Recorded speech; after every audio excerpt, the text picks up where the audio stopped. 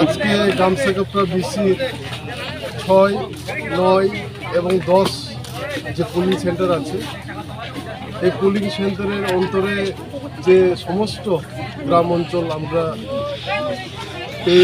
পায়ে হেঁটে আমরা ডোর টু ডোর এর মাধ্যমে আর রেলির মাধ্যমে আমাদের যে ত্রিপ্রামতা পার্টির প্রচার, যে সামনের এডিসি নির্বাচনকে নিয়ে 12 তারিখে যে নির্বাচন আছে আমরা প্রচার চালাচ্ছি সকাল থেকে, এবং এখানে আমরা বিপুল ছাড়া পাচ্ছি।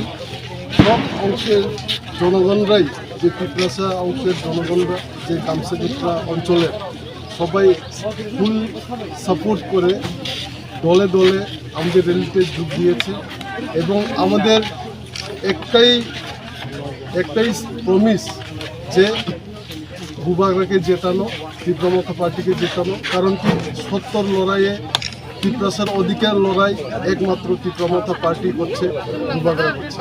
এটাকে ভিত্তি করে আমাদেরকে 12 তারিখে পিপরাসার জনগণরা, শুধু চন্দ্রপুরনগরে নয়, সারা ত্রিপুরা জনগণরা, সারা ত্রিপুরা এডিসি অঞ্চলের জনগণরা বুবাগরাকে জয়যুক্ত করার এটাই অধিকার।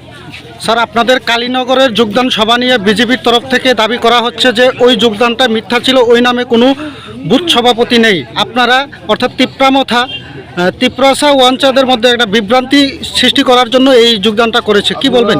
আপনারা মিডিয়ার মাধ্যমে ওজনের যে বণিকের সামনে আমরা যে একটা পথসভা করেছিলাম স্ট্রিট কর্নার, আপনারা দেখেছেন তখন কত লোক এসেছিল, কত জয়েনিং হয়েছিল, আপনারা তো দেখলেন। আমি তো স্বয়ং মিডিয়ার সামনেই তো বলে দিয়েছি বুথ সভাপতি। উনি কি বুথ সভাপতি না হয়ে এমনি কি মিথ্যা কথা বলতে পারে? বিজেপি 2017 থেকে করছিল, উনি বলেছিলেন আমাদের রাজীব দেবনাথ মহাশয়। উনি কি মিথ্যা কথা বলেছেন? তাহলে উনি কি বিজেপি করতেন না? তাহলে জিজ্ঞেস করুন ওদেরকে।